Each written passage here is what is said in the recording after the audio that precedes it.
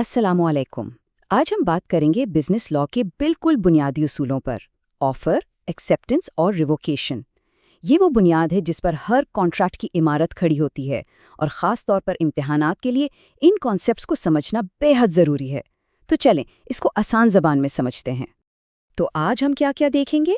सबसे पहले हम एक प्रपोजल से कॉन्ट्रैक्ट बनने तक का पूरा सफ़र देखेंगे। फिर हम समझेंगे कि एक परफेक्ट कानूनी तौर पर दुरुस्त ऑफर में क्या क्या होना चाहिए। उसके बाद हम देखेंगे कि एक्सेप्टेंस यानी कबूलियत के क्या उसूल हैं। फिर कम्युनिकेशन और टाइमिंग के कुछ टेक्निकल लेकिन अहम उसूलों पर बात होगी। और आखिर में हम ये जानेंगे कि एक ऑफर कब और कैसे ख़त्म हो जाती है। तो शुरू करते हैं अपने पहले सेक्शन से, बुनियाद यानी एक तजवीज़ से मुआहदे तक का सफ़र। यहाँ हम देखेंगे कि कैसे एक आम सा आइडिया एक ऐसी डील बन जाता है जिसे कानून भी तस्लीम करता है।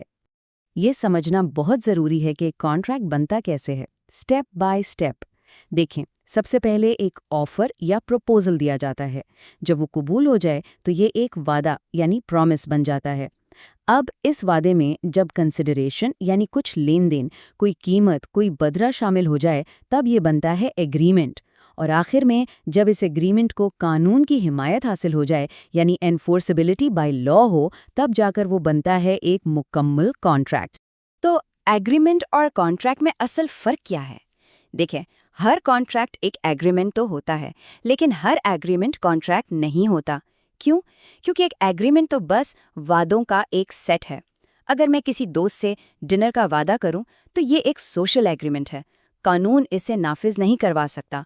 कॉन्ट्रैक्ट सिर्फ वो एग्रीमेंट है जिसे कानून नाफिज करवाने की ताकत रखता हो। चलें अब आगे बढ़ते हैं और देखते हैं कि एक बेहतरीन कानूनी तौर पर दुरुस्त ऑफर कैसी होती है। आखिर वो क्या चीज़ें हैं जो एक ऑफर को वैलिड बनाती हैं? अच्छा, एक दुरुस्त ऑफर के लिए कुछ चीज़ें लाजमी हैं। जाहिर है, दो लोग तो होने ही चाहिए, एक ऑफर देने वाला यानी ऑफरर और दूसरा जिसे ऑफर दी जा रही है यानी ऑफरी। और नीयत संजीदा होनी चाहिए, कोई मजाक नहीं, मकसद एक कानूनी ताल्लुक बनाना हो। फिर शराइत बिल्कुल साफ साफ होनी चाहिए। आप ये नहीं कह सकते कि मैं कुछ पैसों में गाड़ी बेचूंगा। भाई, कुछ पैसे कितने? रकम वाज़ेह होनी चाहिए। और सबसे अहम, ऑफर उस शख्स तक पहुंचनी भी चाहिए जिसे आप दे रहे हैं, और ये तब मुकम्मल होती है जब वो इसके इल्म में आ जाए। अब ये एक बहुत ही दिलचस्प और अहम चीज़ है, इनविटेशन टू ऑफर। ये खुद ऑफर नहीं है, बल्कि ये ऑफर देने की दावत है। इसे कबूल नहीं किया जा सकता। ये अक्सर इम्तिहान में कंफ्यूज करने के लिए आता है। ये समझ लें कि ये सिर्फ पहला कदम है, कोई पक्की बात नहीं। ये टेबल देखें, इससे फ़र्क बिल्कुल वाज़े हो जाएगा। ऑफ़र का मतलब है कि अगर सामने वाले ने हाँ कह दी तो आप पाबंद हो गए, जबकि इनविटेशन का मतलब है कि आप चाहते हैं लोग आपको ऑफ़र दें, जैसे दुकान में पड़ी चीज़ें या कोई इश्तिहार। ये सब इनविटेशंस हैं। जब आप वो चीज़ काउंटर पर लाते हैं ना, तो दरअसल आप दुकानदार को ऑफ़र कर रहे होते हैं कि मैं ये खरीदना चाहता हूँ। चलें एक छोटा सा सवाल आजमाते हैं। एक खातून एक ड्रेस काउंटर पर लाती हैं पैसे देने के लिए, तो उनका ये काम क्या हुआ? जवाब बिल्कुल सीधा है। वो खरीदने की ऑफ़र कर रही हैं।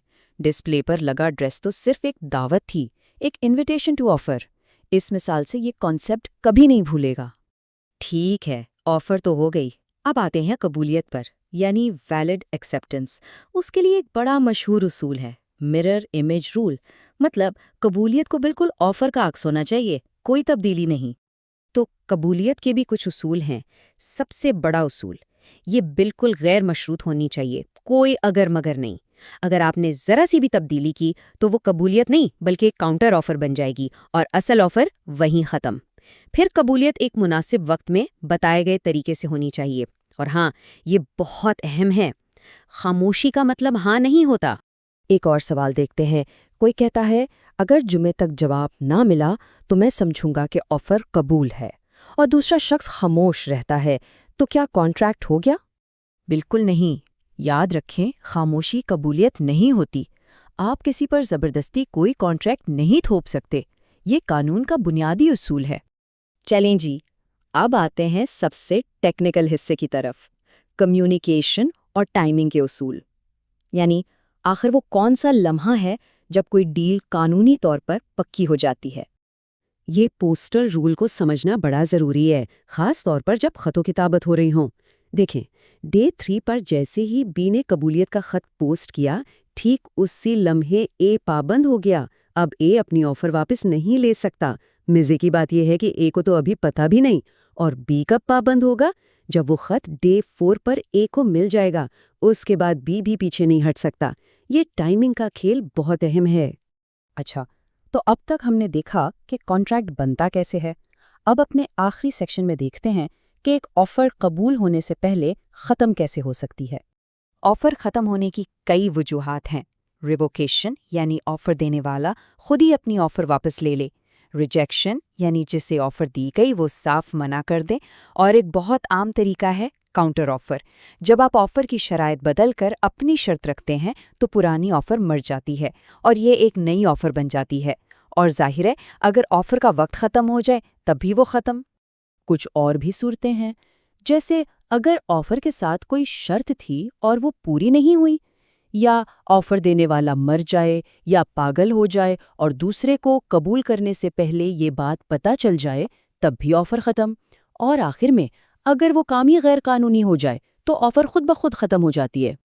اب ایک ذرا مشکل سوال ہے، آفر دینے والا مر گیا لیکن دوسرے شخص کو یہ پتہ نہیں تھا اور اس نے آفر قبول کر لی، تو کیا یہ کانٹریکٹ مرنے والے کے وارثوں پر لاگو ہوگا؟ جواب ہے جی ہاں، کانٹریکٹ لاگو ہوگا۔